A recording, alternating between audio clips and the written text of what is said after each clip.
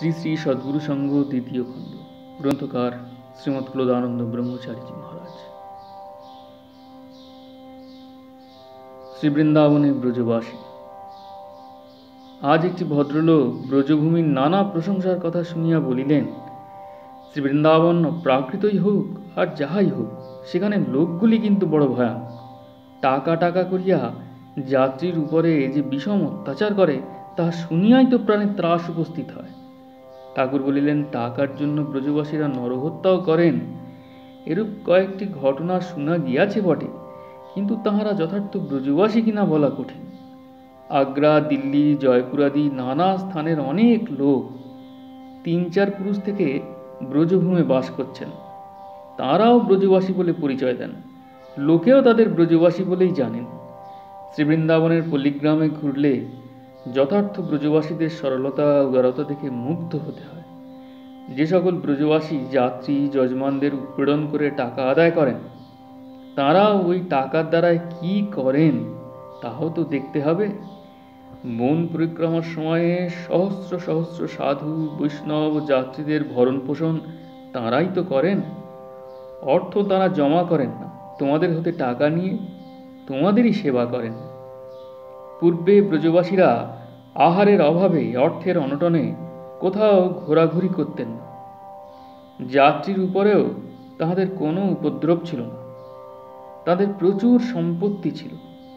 আমাদের দুর্ব্যবহারে এখন তাদের এই দুর্দশা।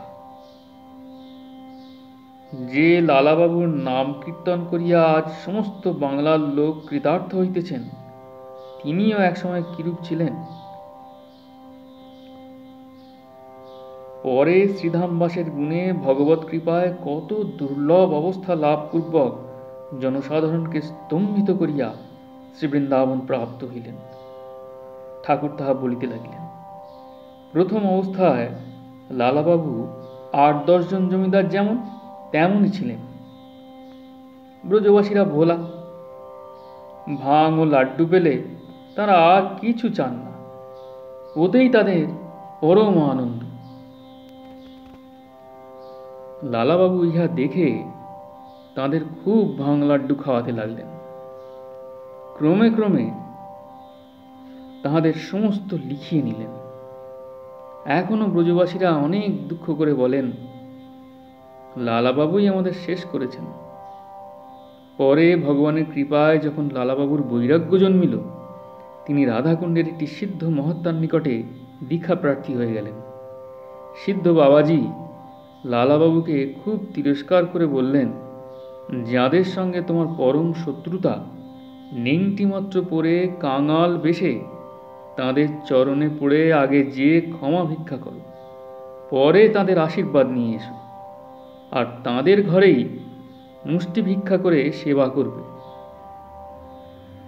লালাবাবু যখন কাঙাল বেশে নেংটিমাত্র পরে মথুরায় চৌবেদের দ্বারে দ্বারে উপস্থিত হতে লাগলেন, তখন সকলে ভেবেছিল লালাবাবুকে আর ফিরে আসতে হবে না। কিন্তু চৌবেরা তাঁর অবস্থা দেখে চোখে জল রাখতে পারলেন না।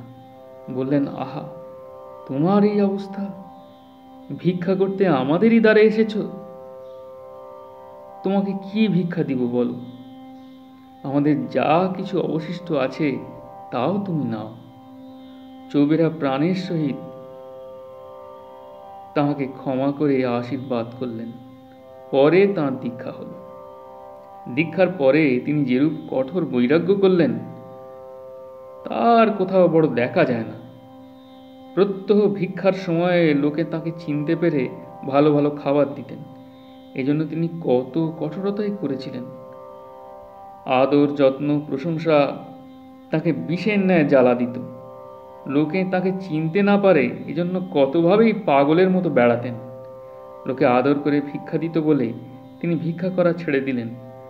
অবশেষে ঘোড়ার লাদে যেসব দানা পেতেন তাই মাত্র খেয়ে কোনো প্রকারে জীবন ধারণ করতেন।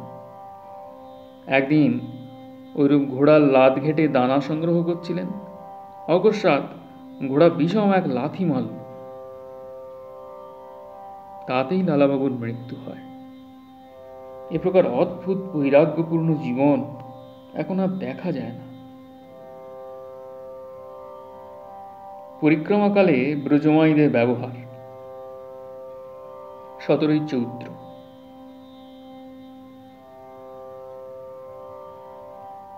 ঠাকুর শ্রীবৃন্দাবনের কথা বলিতে বড়ই আনন্দ পান। এতকাল ঠাকুর শ্রীবৃন্দাবনে ছিলেন বলিয়া দর্শকগণও আসিয়া ঠাকুরকে শ্রীবৃন্দাবনের কথাই জিজ্ঞাসা করেন।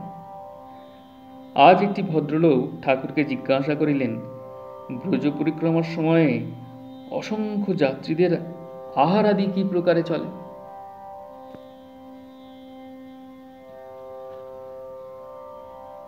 সঙ্গে সঙ্গে কি বাজার যায়, না জিনিসপত্র যাত্রীদের নিয়ে চলতে?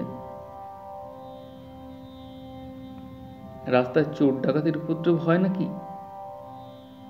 ঠাকুর বললেন, চোর ডাকাতের উপদ্রব তো সর্বত্রই আছে। পরিক্রমার সময়ে সঙ্গে জিনিসপত্র নিয়ে যাওয়া হয় না, সঙ্গে সঙ্গে বাজার চলে। আবার পথের স্থানে স্থানে আড্ডাও আছে, সেখানে সমস্ত জিনিসই জোটে। যারা গৃহস্থ তারা আড্ডায় গিয়ে প্রয়োজন মতো জিনিস খরিদ করে আহার আদি করেন, আর সাধুরা লুটপাট করে খাবার সংগ্রহ করে নেন। পরিক্রমার সময়ে গ্রামে গ্রামে ব্রজমাইরা দধি দুগ্ধাদি ভারে ভারে একখানা ঘরে সাজায় রাখেন, পরে অন্য ঘরে গিয়ে চুপ করে বসে থাকেন। সাধুরা গিয়ে এ ঘর ও ঘর করে দধি দুগ্ধ খুঁজে বার করেন। সেই সময়ে ব্রজমাইরা কৃত্রিম কোপ প্রকাশ করে হাতে ঠেঙা নিয়ে তাড়া করতে থাকেন।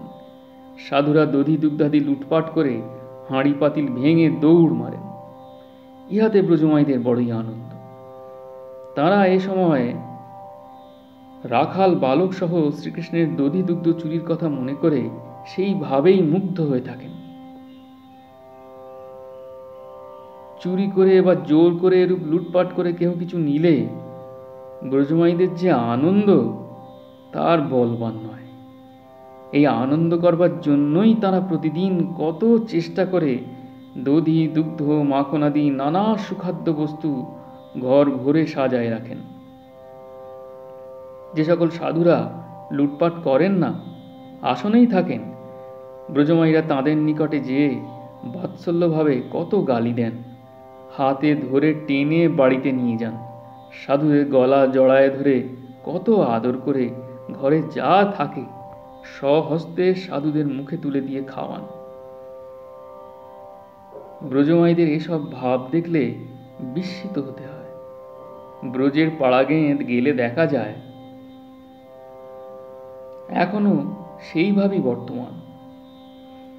বেলা শেষ হলে ব্রজমাইরা উৎকণ্ঠিত প্রাণে পথের দিকে চেয়ে দাঁড়ায় থাকেন।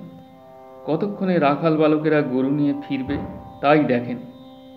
চেনা অচেনা জ্ঞান নাই। ঘরের ভালো ভালো জিনিস নিয়ে কত আদর করে রাখাল বালকদের খাওয়ান। রাখালগণের আসতে একটু বিলম্ব হলে স্নেহ ভরে তাদের কত গালাগালি করেন।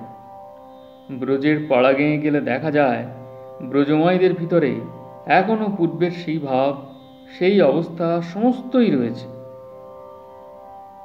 ঠাকুরের সঙ্গে এবার মা ঠাকুরানী, সতীশ, শ্রীধর প্রভৃতি অনেকেই ব্রজ পরিক্রমা করিয়াছেন। ইহারাই ধন্য। আমার অদৃষ্টে অল্পদিনের জন্য উহা ঘটিল না। ঠাকুর সতীশকে 84 ক্রোশ বৃন্দাবন পরিক্রমার বিবরণ বিস্তারিত রূপে লিখিতে বলিয়াছিলেন। সতীশও তাহা লিখিয়া মধ্যে মধ্যে ঠাকুরকে শুনাইতেন। ঠাকুরের শ্রীবৃন্দাবন পরিক্রমার সমস্ত ঘটনাই এই পুস্তকখানায় থাকিবে আশা করি। সতীশ উপস্থিত এই আশ্রমেই রহিয়াছেন।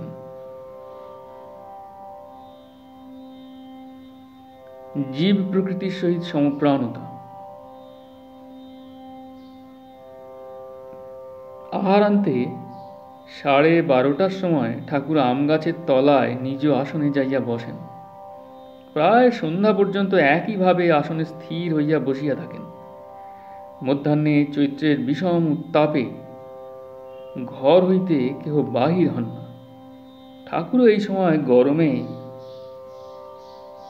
কখনো কখনো ঘর্মাক্ত কলেবর হইয়া পড়েন। ঠাকুরের সঙ্গে সঙ্গে আমিও একখানা পাখা হাতে লইয়া আমতলায় যাইয়া বসি।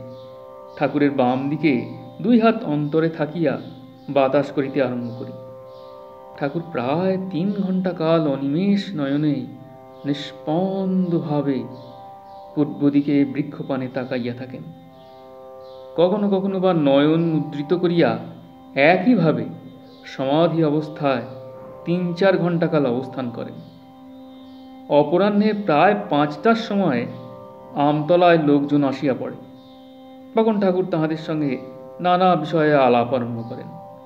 নানা শ্রেণীর লোকের সমাগমে আমতলা পরিপূর্ণ হয় দেখিয়া বড়ই আনন্দ লাভ করি। আজ মধ্যাহ্নে আমতলায় নিজ আসনে বসিয়াই ঠাকুর চক্ষু মুদ্রিত করিয়া ধ্যানমগ্ন হইলেন।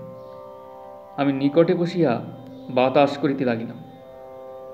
বহুক্ষণ সমাধিস্থ থাকিয়া বেলা প্রায় 3টার সময় ঠাকুর অকস্মাৎ চমকিয়া উঠিলেন এবং ব্যস্তভাবে আমাকে বলিলেন, দেখো তো, ওদের তাড়ায় দাও, পাখিরা ভয় পেয়ে ডাকছে। আমি বলিলাম, পাখি কোথায় ডাকছে? কাদের তাড়িয়ে দিব? ঠাকুর বলিলেন, যে দেখো কুঞ্জ ঘোষের বাড়ির বড় আম গাছে। এইমাত্র বলিয়াই ঠাকুর চোখ বুঝিলেন। আমিও অমনি ঘোষ মহাশয়ের বাড়ির দিকে দৌড়িলাম। বড় আম গাছটির নিকটে যাইয়া দেখি কয়েকটি দুষ্ট বালক শালিক পাখিদের বাসা লক্ষ্য করিয়া ঢিল ছুড়িতেছে। 3-4টি শালিক গাছের উপরে এডালে ওডালে ব্যস্ত হইয়া উড়াউড়ি করিতেছে আর ডাকিতেছে। বালকদের আমি ধমক দেওয়া মাত্রই সকলে পলাইয়া গেল। পাখিরা স্থির হইল।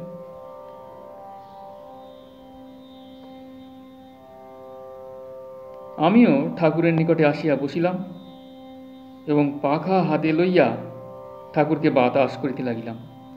ঠাকুর অমনি মাথা তুলিয়া চোখ মেলিয়া আমাকে জিজ্ঞাসা করিলেন, কি দেখলে?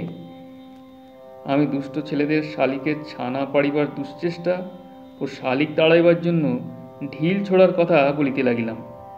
ঠাকুর যেন কিছুই জানেন না, এরূপভাবে থাকিয়া খুব মনোযোগের সহিত আমার কথা শুনিতে লাগিলেন। বলা শেষ হইলে পর আমি জিজ্ঞাসা করিলাম, আমি তো এখানেই বসেছিলাম, পাখিদের শব্দ তো কিছুই শুনতে পাই নাই।